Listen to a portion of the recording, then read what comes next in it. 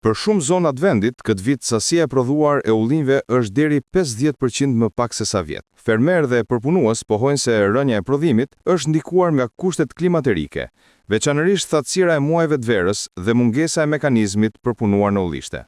Rënja e prodhimit të ullinjve ka ndikuar në rritjen e çmimit të vajit të ullirit për grumbullim, duke vështirësuar situatën e konkurreshmërisë në eksport. Vitin e kaluar, çmimi mesatar i grumbullimit të vajit të ullirit varionte nga 620 deri në 650 lekë për litër, ndërsa këtë vit çmimi ka arritur në 700 lekë për litër ose edhe më lart, kryesisht për shkak të rënies prodhimit. Çmimi i vajit për grumbullim është rritur deri 11%. Përpunuesit ngrenë shqetësimin se çmimi i vajit të ullirit si lëndë e parë vjon të mbetet më i lartë se sa vendet e tjera prodhuese të ullinjve. Sipas tyre, në Greqi dhe Spanjë, vaji i ullirit për grumbullim shitet prej fermerit me çmim nën 5 euro për litër.